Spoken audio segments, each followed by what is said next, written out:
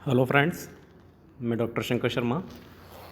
आज हम अपनी इस क्लास में एक फार्मर का स्केच करना सीखेंगे, ऑलमोस्ट पोर्ट्रेट करना सीखेंगे, जिसमें हम देखेंगे कि किस प्रकार एक उम्रदराज वयोवृद्ध किसान का चेहरा व्यक्ति चित्र बनाया जा सकता है। आइए देखते हैं किसान का स्केच।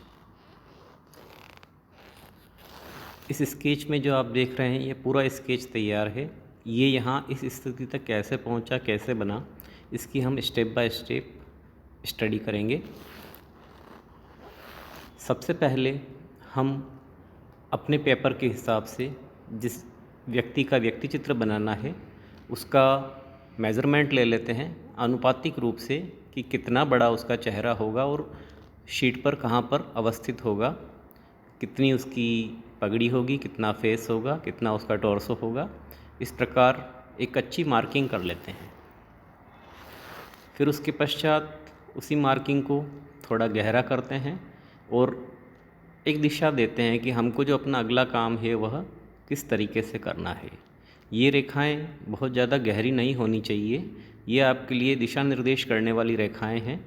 इनको बहुत ही ध्यान से और सोच समझ के, क्योंकि जब हमने रैपिड स्केचिंग की थी तो उसमें हमने पोस्चर को पूरा समझकर और तुरंत उसको बनाने का प्रयास किया था, लेकिन व्यक्ति चित्र की स्थिति में हमारे पास जो हमको कुछ मॉडल बनाना है या जिसका व्यक्ति चित्र बनाना है उसका अधिक अवस्थित रूप या उसका स्थिर रूप हमारे सामने रहता है, तो हमारे पास पर्याप्त समय होता है कि हम उसका स्केच आराम से सोच समझकर सही ढंग से कर पाएँ। इसलिए हमको बहुत जो रेखाएं खींचनी है वो बहुत ही सोच समझकर और नियंत्रित रूप से खींचनी है। हालांकि ये रेखाएं हमको नियंत्रित रूप से खींचनी है, पर आप इसमें डरे नहीं। आप अगर हल्की रेखाएं खींच रहे हैं और कई अनावश्यक रेखाएं आ गई है जो कि आपकी पेंसिल की गति को बरकरार रखने के लिए आपने खींची है, तो कोई समस्या नहीं है। लेकिन यह अवश्य ध्यान रखना है कि जब तक हो आपको, या हो सके तो आपको इरेज़र का यूज़ ही नहीं करना है, क्योंकि जब आप इरेज़र का यूज़ करते हैं तो जो उसकी क्वालिटी होती है स्केच की वह ख़त्म हो जाती है। इसमें आप देखें कि किस प्रकार हमने रेखाओं को स्थिर करने का प्रयास किया है, उनको सुदृढ़ रूप देने का प्रयास किया है। नाक सर्वप्रथम हमने बनाया है। इस नाक को आप देखिए कि इस नाक में 3 फोल्ड हैं, सीधा नाक नहीं है। रेखाएं किस प्रकार मुड़ी हुई है, इस प्रकार अपनी रेखाओं को सामने जो भी दृश्य या जो भी व्यक्ति बैठा हुआ है या मॉडल बैठा हुआ है उसको देखकर समझकर और ड्रॉ करने का प्रयास करना है और एक एक चीज़ को बारीकी से बनाना है, जिसमें हमने नाक को स्पष्ट आकृति देने का प्रयास किया है। इसके बाद आँखों की जो स्थिति है उसको हमने स्पष्ट करने का प्रयास किया है। आँखें किस तरह मुड़ी हुई है, क्या वह चेहरे के साथ मुड़ी हुई दिखाई दे रही है, और मुड़ी हुई दिखाई दे रही है तो किस तरफ उसकी गति है। इन सब बातों को ध्यान में रखकर हमें आँखें बनानी है। आँखों का हल्का स्केच आप एक पहले कर लें और उसके बाद उसको धीरे धीरे गहरा करने का प्रयास करेंगे। यहाँ हमने सिर्फ जो चेहरे का जो मॉड्यूल है या मोल्ड है या जो घुमाव है उसके हिसाब से इन आँखों को बनाने का प्रयास किया है और उसी के हिसाब से आँखों की रेखाओं को घुमाया है। बहुत ज़रूरी है कि आप इस प्रकार रेखाओं के साथ में थोड़ा गत्यात्मक रहें और लयात्मक रहते हुए उन्हें मोड़ने का प्रयास करें, क्योंकि यदि आप जो भी आपके सामने मॉडल है उसका घुमाव नहीं देखेंगे या उसको 3D रूप में नहीं देखेंगे तो बहुत ही कड़क और रिजिड रेखाएं जो हैं वह बन जाएगी और आपके बनाए हुए व्यक्ति चित्र में वह घनत्व नहीं आ पाएगा, वह गोलाई नहीं आ पाएगी, जो कि पोर्ट्रेट बनाने में बहुत ही आवश्यक है। इसी प्रकार इसकी जो दाढ़ी और मूछें हैं उनको भी हमने उसके घुमावों के साथ साथ उसके कैरेक्टर के साथ साथ बनाने का प्रयास किया है। आप देख सकते हैं कि किस प्रकार रेखाओं को चलाया गया है।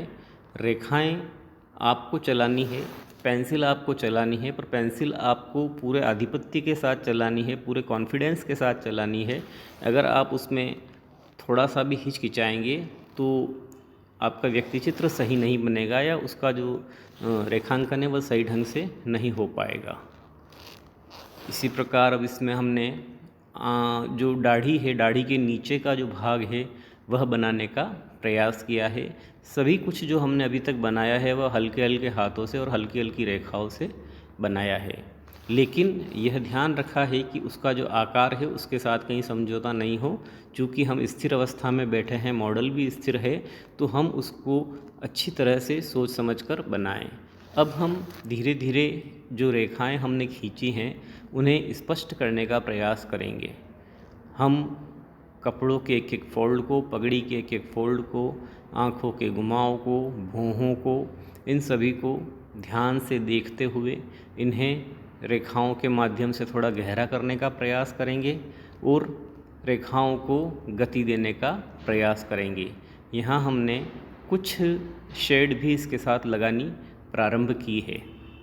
इसी प्रकार अगले चित्र में आप देखिए कि हमने यहाँ पर आँखों के आसपास जो शेड दी है उससे आँखों को निकाल कर बनाने का प्रयास किया है, आँखों की आकृति को बाहर निकालने का प्रयास किया है।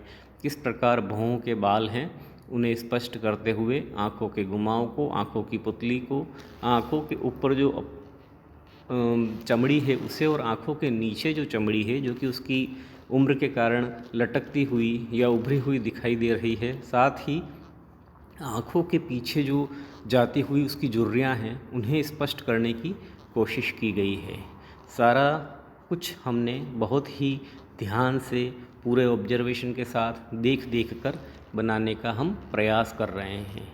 यद्यपि आप चाहें तो यह कार्य दोनों आँखों में एक साथ चला सकते हैं, पर यदि आपको लगता है कि आप चित्र की आकृति को या आँखों को या संभाल लेंगे तो आप एक एक करके भी इसे बना सकते हैं। पहले हमने राइट साइड वाली आइज़ बनाई है, फिर हम लेफ़्ट साइड वाली आइज़ बनाएंगे। इसी प्रकार इसकी डिटेल को हम बनाते हुए आगे बढ़ेंगे। अब यहाँ आप देख रहे हैं कि आँखों के साथ, नाक के साथ हमने इसकी आकृति को स्पष्ट करने की कोशिश की है। चिक बॉल वगैरह को भी हमने निकालने का प्रयास किया है। इस प्रकार से शेड लगाते हुए धीरे धीरे हम आकार को स्पष्ट करने के लिए आगे बढ़ेंगे। अब इसमें दाढ़ी, मूँछें, हमने सभी कुछ बनाने का प्रयास किया है और यह भी ध्यान रखा है कि जितनी सॉफ्टनेस बालों में होती है उतनी सॉफ्टनेस इसकी दाढ़ी और मूँछों में दिखाई दे।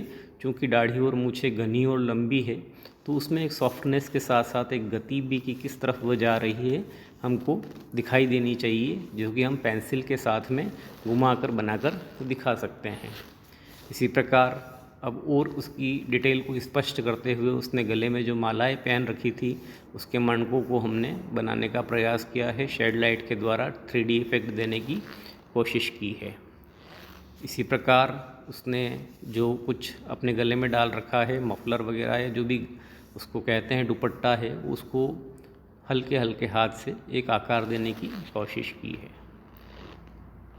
इस प्रकार हमारा यह चित्र पूर्ण रूप में इस प्रकार बना हुआ दिखाई दे रहा है, जिसमें उसकी आँखें, उसकी झुर्रियाँ, उसके गहरी दाढ़ी, उसके मनके, उसकी पगड़ी, सभी कुछ स्पष्ट रूप में दिखाई दे रहे हैं। तो इस प्रकार हम हमारे सामने अवस्थित मॉडल को, पोर्ट्रेट को अच्छी तरह से बना सकते हैं और उसको एक साकार रूप दे सकते हैं।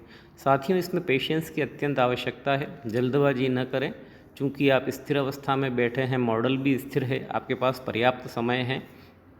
अच्छे से अच्छा बनाने का प्रयास करें। समय की कोई सीमा यहाँ पर नहीं है, आप चाहे जितना समय ले सकते हैं। कई बार जब हम यथार्थवादी चित्रण करते हैं तो छोटी छोटी रेखाएं, जो जॉइंट्स होते हैं, वो भी हमारे बहुत काम के होते हैं। तो यदि आपने, हर व्यक्ति का नाक अलग होता है, आँख अलग होती है, चेहरा अलग होता है, तो अगर आप बहुत डिटेल में स्टडी नहीं करेंगे और जल्दबाजी में आप रेखाओं को खींचने का प्रयास करेंगे तो चित्र पूर्ण होने के बाद भी सामने जो कुछ रखा हुआ या बैठा हुआ है उसके जैसा नहीं दिखाई देगा।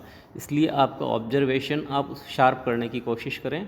अच्छे से अच्छा बनाने का प्रयास करें। रेखाओं के घुमावों को, रेखाओं के लय को, रेखाओं की गति को, उसके साथ ही आकार के घनत्व को पहचानने की कोशिश करें कि वो कहाँ से उभरा हुआ है, कहाँ से बैठा हुआ है, कहाँ से सामने आ रहा है। इन सभी बातों को ध्यान में जब तक आप नहीं रखेंगे तब तक एक अच्छा पोर्ट्रेट नहीं बन पाएगा। तो इन सभी बातों को अपने जहन में रखते हुए अच्छे से अच्छा पोर्ट्रेट बनाने के लिए निरंतर अभ्यास करते रहें। निरंतर अभ्यास से निसंदेह इसमें सुधार आता है और आप जब अपना पहला चित्र, किसी व्यक्ति का पहला बनाया हुआ चित्र देखेंगे और आखिरी बनाया हुआ चित्र देखेंगे तो आपके अभ्यास की सफलता आपको उसमें निश्चित रूप से दिखाई देगी। इसलिए यह एक निरंतर करने वाला कार्य है और अगर आप इसे निरंतर करते रहेंगे तभी इसमें कौशलता हासिल कर पाएंगे। इसलिए आप आवश्यक है कि निरंतर अभ्यास करते रहें और चित्र बनाते रहें ताकि कि आपके स्केचिंग में, रेखांकन में सुधार आ सके। थैंक्स।